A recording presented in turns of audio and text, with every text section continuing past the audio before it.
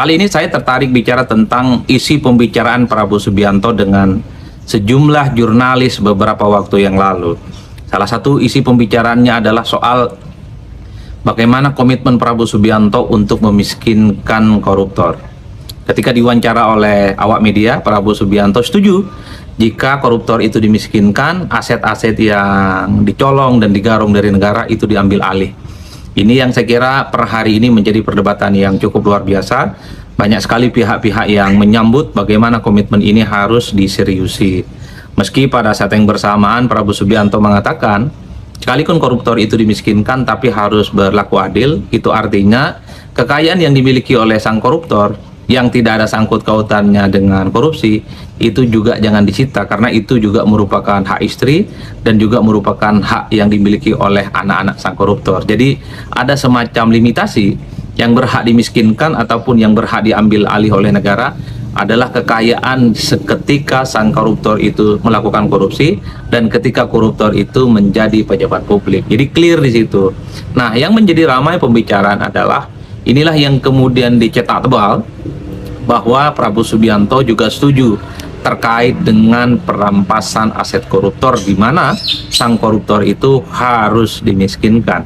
Itulah yang kemudian publik tanpa henti sebenarnya sampai detik ini terus berupaya kira-kira kapan ya rancangan undang-undang yang terkait dengan perampasan aset itu kemudian akan disahkan oleh DPR dan pemerintah, sehingga diskursus yang terkait dengan RUU perampasan aset ini kembali mencuat, kembali menggema, kembali terjadi desakan di mana-mana bahwa soal perampasan aset ini harus punya instrumen, harus ada regulasinya, harus ada undang-undangnya, sehingga koruptor yang menggarung negara, koruptor yang mengkorupsi uang negara yang jumlahnya cukup fantastis itu bisa dieksekusi dengan aturan-aturan yang dibuat oleh pemerintah dan DPR. Inilah yang saya kira saya tertarik untuk bicara itu. Artinya apa? Kalau kita mendengarkan satu persatu pernyataan elit, pernyataan pimpinan, pernyataan DPR, pernyataan pemerintah, setuju semua untuk memiskinkan para koruptor itu. Pertanyaannya adalah, kapan kira-kira yang terkait dengan rancangan undang-undang perampasan aset itu bisa diwujudkan? Kan publik itu kan sebenarnya sudah bosan mendengarkan retorika, mendengarkan penjelasan soal koruptor itu harus dimiskinkan.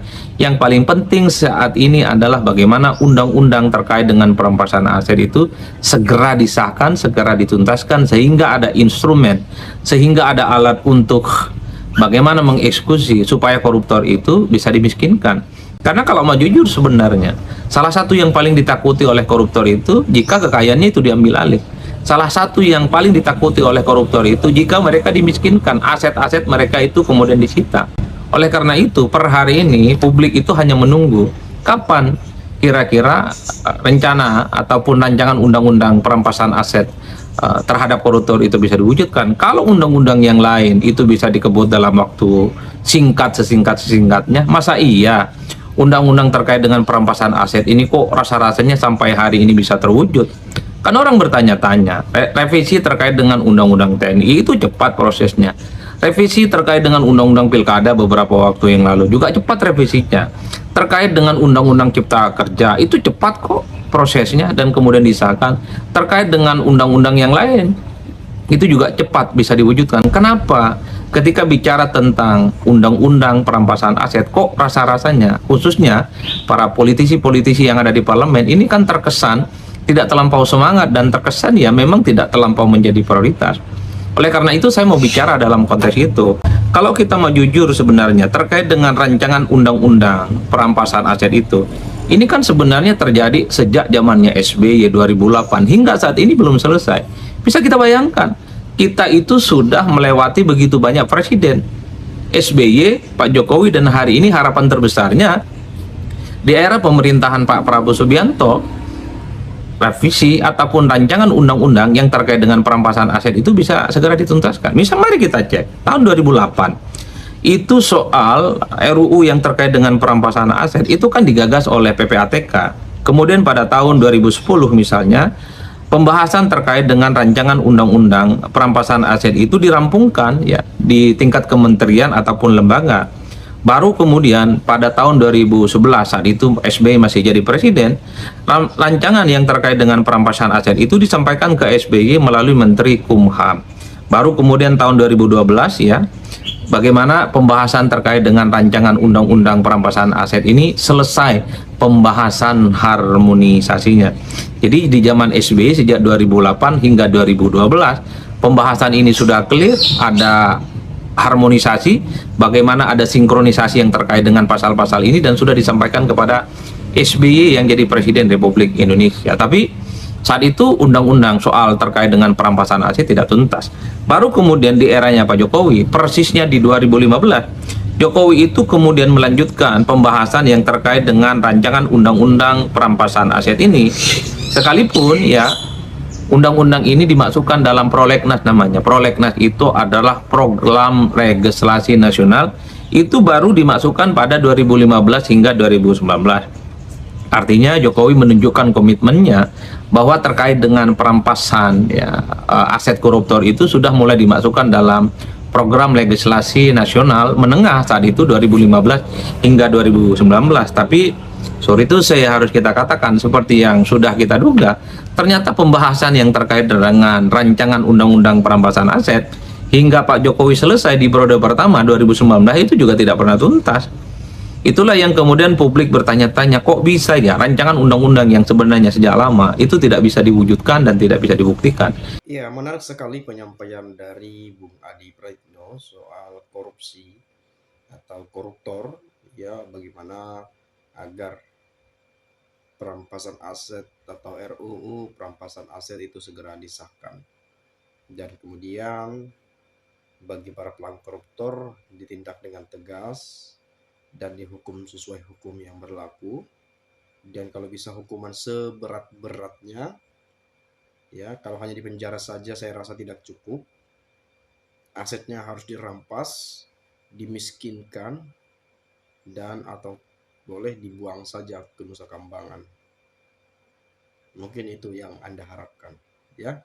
Saya rasa sih seperti itu.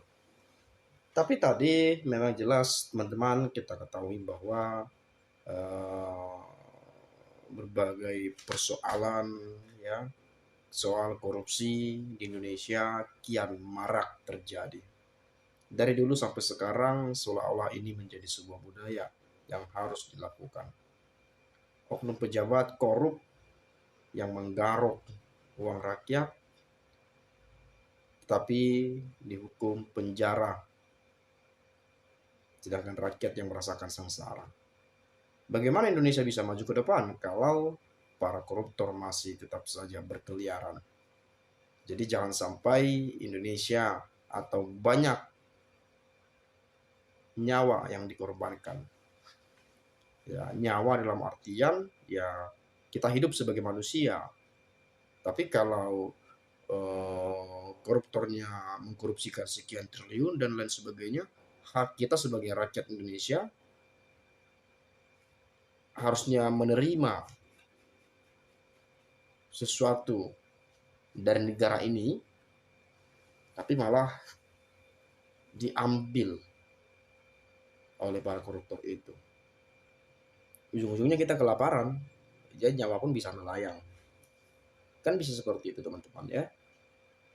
Jadi alangkah baiknya memang segera ya RUU perampasan aset itu bisa nanti diambil alih oleh negara dan kemudian disalurkan kepada masyarakat yang memang betul-betul membutuhkan.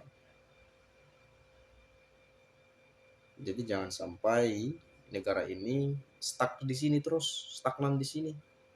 Negara berkembang, nggak maju-maju, bahkan bisa juga mundur. Bagaimana bisa maju?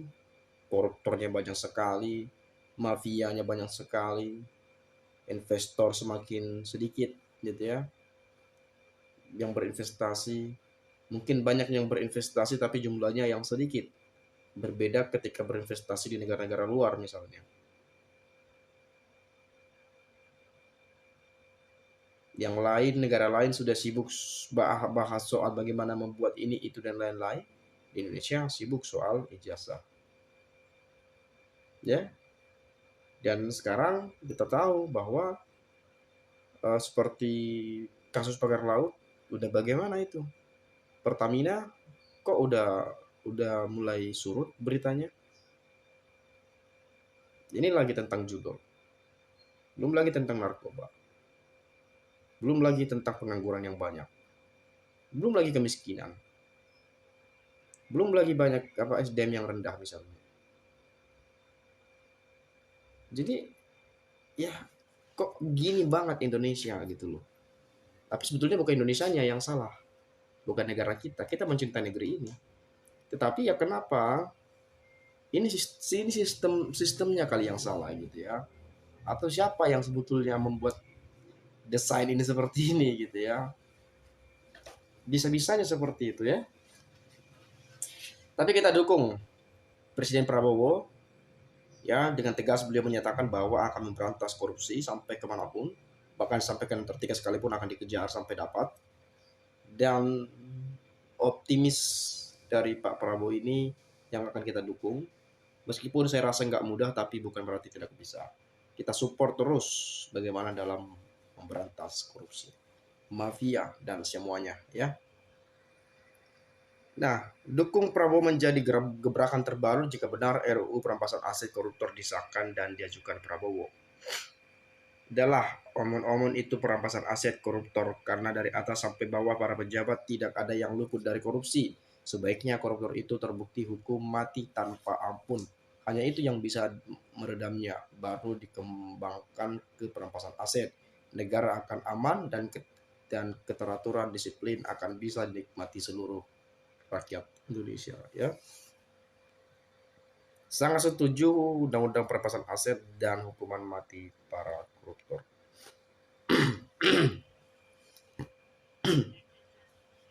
Kita rakyat Indonesia ingin undang-undang perampasan aset disahkan. Ini sudah lama sekali ya, tapi tak kunjung disahkan ya. Betul sekali Mas Adi, mana mau DPR mengesahkan undang-undang perampasan aset. Aku berharap undang-undang perampasan aset segera disahkan. Sangat ditunggu komitmen dan eksekusinya. Jangan hanya omon-omon dan kalimat empati, rakyat tidak butuh itu. Kami ingin undang-undang perampasan aset koruptor segera disahkan dan diberlakukan. Jangan dipercaya dulu di info terakhir, aku dengar Prabowo malah bingung sendiri. Perampasan aset, kata Prabowo, tidak adil untuk anak dan istrinya. Hukuman mati, kata Prabowo, terlalu bersifat final. Orang yang bersifat ngomong duluan atau spontan memang sering bingung sendiri di akhirnya. Spontan itu 11-12 dengan gerasa gerusuh. Satu lagi, tanpa tanya dulu kepada para ahli. Prabowo sudah ngomong duluan akan menjemput dan mengobati warga Palestina di Indonesia. Waduh, apa nggak pusing tuh kepala badan komunikasi mencari jawaban untuk memuaskan rakyat gara-gara ulah presidennya? Itu dia. Makanya sebagai pejabat ya jangan asal ngomong ya. Takut nanti ditagih padahal nggak ada bukti gitu ya. Yang tidak setuju perampasan aset koruptor patut dicurigai mereka bagian dari koruptor itu sendiri. Nah, ini saya sepakat nih ya. Patut dicurigai ya. Jangan-jangan mereka terlibat juga. Kan begitu ya. Ya, mungkin teman-teman punya pendapat lain, boleh nanti silakan sampaikan di komentar ini. Mungkin dari saya itu saja lah ya. Salam dan sampai jumpa.